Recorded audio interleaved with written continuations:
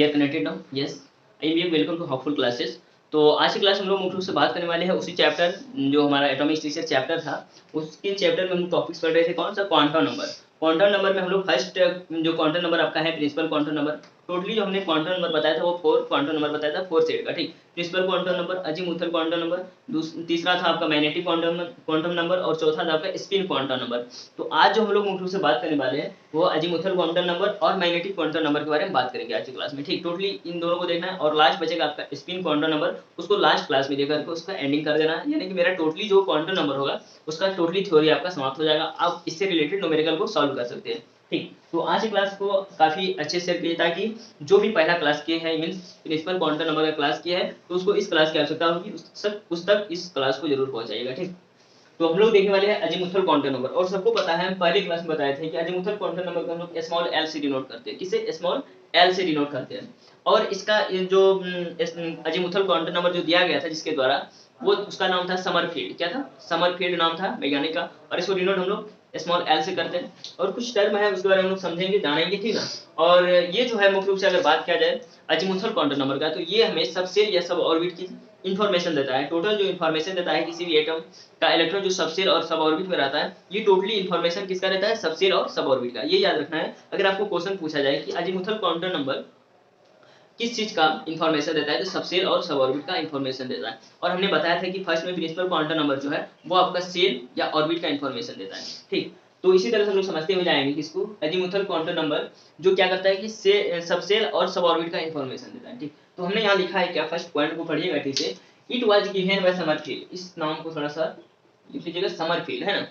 किसके द्वारा दिया गया है अजीमुथल क्वांटम नंबर? ये समरफील्ड जो साइंटिस्ट है उसके द्वारा दिया गया है, ठीक। उसके बाद it is denoted by L, है ना। एल से इसको डिनोट करते हैं, स्मॉल एल से, ठीक। उसके बाद it gives the number of subshell. ये हमें देता है क्या? नंबर ऑफ सबसेल एंड सब ऑर्बिट। ये नंबर ऑफ सबसेल और सब ऑर्बिट का हमें फुल इंफॉर्मेशन देता है, ठीक। इन सेल, जो सेल में सब, क्योंकि कक्षा में ही कक्षा रहता है, मींस ऑर्बिट में ही सब ऑर्बिट रहता है, सेल में ही सब सेल रहता है। ये कंसेप्ट याद रखना है आपको, ठीक। In orbit of an atom, किसी भी एटम का, है ना, it is designated as means s p d f, means जिसको हम लोग निरूपित करते हैं किससे? डिसिग्नेटेड मींस निरूपित करना, ठीक। एस से डिनोट करते हैं, पी से, डी से, एफ से, जी, इसी तरह से टी, है ना। इस तरह से हम लोग देखते हैं इसको, ठीक। तो बहुत सारे स्टूडेंट के मन में प्रश्न आ गया होगा कि ये सब थोड़ा थोड़ा कुछ ना कुछ पता है, क्योंकि आपने कॉन्फ़िगरेशन क्या होगा, आप 9th क्लास अगर अच्छे से थोड़ा सा केमिस्ट्री पढ़े हैं तो आप कॉन्फ़िगरेशन किए होंगे, तो वहां से आपको समझ में आ जाएगी, ठीक। तो टोटली यहाँ क्या देखना है कि ये जो हमें अजीमुथल क्वांटम नंबर जो है आपका क्वांटम नंबर 2, ये हमें टोटली क्या करता है कि सब सेल और सब ऑर्बिट का इंफॉर्मेशन देता है, ठीक। उसके बाद नेक्स्ट टर्म आपके पास है it gives the shape of subshell. और ये क्या करता है कि सबसेल जो भी आपके उसमें मिलेगा S p d F G, जो भी सबसेल मिलेगा उसका ये क्या करने की कोशिश करता है? शेप देने का काम करता है, ठीक। अब शेप के बारे में समझेंगे। अगर एस एस है तो एस का अगर हम लोग शेप समझना चाहे तो ये 7 होता है, एस 7, ठीक। पी है, पी का अगर हम लोग समझना चाहे तो पी का होता है प्रिंसिपल। क्या होता है? प्रिंसिपल।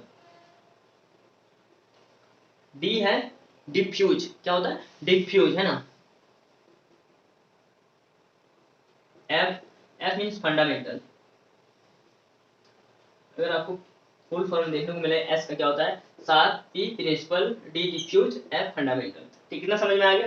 अब हम लोग क्या करेंगे, इसका शेप देखेंगे कि मींस एस जो सब सेल है उसका शेप किस तरह से होगा, पी जो सब सेल है उसका शेप किस तरह से होगा, डी है, एफ है, इसका शेप किस तरह से होगा, उसको देखने की कोशिश करेंगे, ठीक। तो सबसे पहले हम देखेंगे एस का, जिसका होता है क्या? स्फेरिकल। स्फेरिकल जैसे ही आया तो आपके माइंड में एक प्रश्न आ गया होगा कि स्फेरिकल मींस गोल होता है क्या?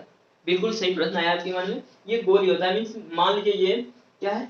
एटम का ये नाभिक है, ठीक ना, और यहाँ से सारा इलेक्ट्रॉन है, ठीक। तो इस तरह से रहेगा क्या? स्फेरिकल रहेगा। अगर पी, पी होता है डम्बबेल। डम्बबेल, डम्बेल मींस क्या होता है? डम्बबेल मींस ये जो दोनों लूप दिख रहा है इसीलिए इसको बोला जाता है, 2 लूप दिख रहा है इसीलिए इसको बोला जाता है, 2 लूप्स हैं इसीलिए इसको डम्बबेल बोला जाता है।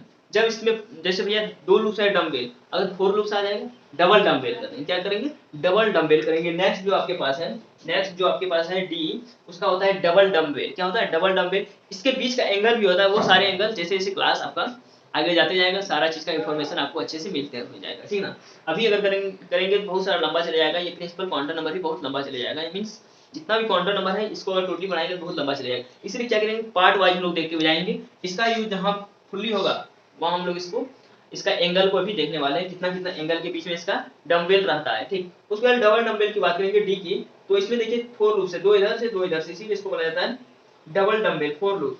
अगर आपको प्रश्न पूछा जाए, प्रश्न में क्या पूछा जाए कि पी, आपके पास पी सबसेल है, क्या है पी सबसेल है, और उसमें वो डम्बेल है, पी तो डम्बेल है, और उसमें लूपों की संख्या कितनी होगी, तो याद रखिएगा डम्बेल है तो मतलब 2 लूप का संख्या होगा। ठीक, और अगर डी के बारे में पूछे, डी सबसेल के बारे में कि इसमें लूपों की संख्या कितनी है, तो डी का होता है क्या डबल डम्बेल होता है, मीन्स डबल डम्बेल मीन्स 2 गुना 2 इक्वल टू 4। क्लियर, 2 गुना 2 इक्वल टू 4, 4 लूप होता है इसमें डी में। और ऐप की अगर बात करें तो ऐप का जो शेप होता है वो कॉम्प्लेक्स होता है, मीन्स जटिल होता है।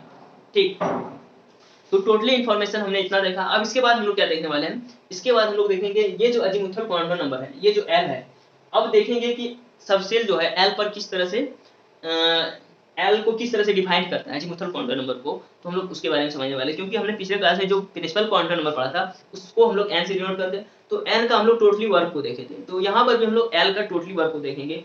तो चलिए इतना आप लोग क्या कीजिए, नोट डाउन कीजिए, फिर हम लोग आते हैं एल को देखेंगे। ठीक, तो आइए हम लोग अब देखने वाले हैं क्या कि एल का जो वैल्यू है अजीमुथल क्वांटम नंबर जो है, एल का जो वैल्यू डिपेंड करता है टोटली वो किस पर करता है। ठीक, तो उसी बारे में हम लोग आज फिर से देखने वाले हैं। The value of L depends upon the value of L, the value of L depends upon value of N. बोल रहा है कि वैल्यू ऑफ एल जो है वो डिपेंड्स किस पर करता है, वैल्यू ऑफ एन। अब वैल्यू ऑफ एन क्या है, एल तो पता है, एल क्या है अजीमुथल क्वांटम नंबर, एल क्या है पिछला क्लास को याद कीजिए, एन हमने बताया था कि ये प्रिंसिपल क्वांटम नंबर है, और ये एल क्या है, ये अजीमुथल है, और ये एन क्या है प्रिंसिपल क्वांटम नंबर है ना, क्यों एन से लिखते हैं क्वांटम नंबर। क्लियर है। ठीक, उसके बाद for a given value of N, जो आपका जो वैल्यू दिया रहेगा N, possible value of L are इतना रहेगा, कितना 0 to n-1 में।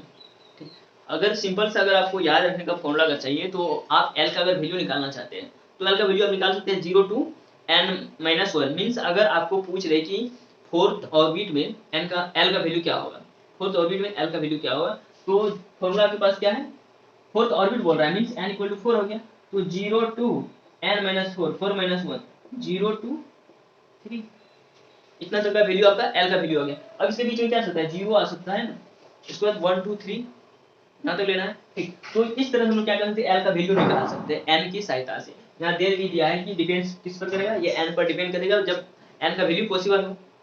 ठीक, तो अब हम लोग क्या देखने वाले हैं कि हम लोग कुछ एग्जाम्पल के थ्रू समझने की कोशिश करेंगे। और एक टर्म थोड़ा सा हम बता देते हैं पहले, क्या अब सबको पता होगा एस के लिए क्या लिखते हैं, 0 लिखते हैं, क्या लिखते हैं 0 लिखते हैं। ठीक, पी के लिए 1, डी के लिए 2, एफ के लिए 3, इतना बेसिक आपको याद रखना पड़ेगा। एस बराबर 0, डी बराबर 2, टी बराबर 1, एफ बराबर 3, अभी याद रखना है, बट इसका भी कैलकुलेशन करके हम सारा प्रोडी में आपको बता देंगे, है ना। तो यहाँ से हम लोग क्या करेंगे, अगर आपको n बराबर 1 मीन्स कक्षा सेल, अगर n बराबर 1 हो तो ये किस सेल में आएगा, के सेल में आएगा, किस सेल में आएगा, के सेल में आएगा। वो किस तरह से आएगा, जैसे मान लीजिए ये छोटा सा हम बनाते हैं, है ना, ये देखिए, है ना, तो यहाँ ये हो गया क्या, ये आपका हो गया क्या न्यूक्लियस, और ये हो गया n बराबर 1, n बराबर 1 लिखिए, n2 n3 मीन्स n का मान 3 हो गया। इधर हम लोग क्या लगेंगे के एल एम, मीन्स अगर n बराबर 1 होगा तो कक्षा या सेल की संख्या कितनी होगी, ऑर्बिट या सेल की संख्या क्या हो जाएगा, तो n बराबर 1 इसी में तो के दिया है ना, n बराबर 2 एल, n बराबर 3 m, इसी तरह से है। ठीक, तो यही हमने यहाँ लिखा है टोटली को कि n बराबर अगर 1 रहे तो k इक्वल n बराबर 1 हो जाएगा, ये किस सेल में हो जाएगा, k सेल में हो जाएगा। और k सेल में क्या होता है कि k सेल में आपका जो वैल्यू होगा 0 to n-1 जाना है, तो n बराबर 1 है तो 0 to 1-1, 0 to 0 मीन्स 0 हो गया। ठीक, 0 हो गया। और पॉसिबल सबसेल मीन्स 0 के लिए हम लोग क्या लिखते हैं, पॉसिबल सबसेल, सबसेल है ये, s क्या है सबसेल है ना, तो पॉसिबल जो सबसेल होगा के में, के सेल में, वो कितना होगा, s होगा। s के लिए हम लोग 0 लिखते हैं, इसीलिए पहले हमने बता दिया। ठीक, उसके लिए इसमें टोटल सबसेल नंबर होगा वही लिखना है, जितना यहाँ होगा उतना यहाँ लिखना है, s1 है 2 1। ठीक, उसके बाद n बराबर 2, n ध्यान से देखिएगा, n बराबर 2 है मींस कक्षा की संख्या 2 है, और दूसरी कक्षा में भी हमने तुरंत बताया कि के l होता है, के के बाद क्या होगा l होगा, तो दूसरी कक्षा में l सेल। ठीक, l सेल के लिए हम लोग क्या लिखेंगे, l सेल जो दूसरी कक्षा होता है उसमें आपको l का वैल्यू निकालना है, ये सारा वैल्यू जो है ये एल का वैल्यू है। किसका वैल्यू? एल का वैल्यू है। तो एल का वैल्यू हम लोग किस तरह से निकालेंगे?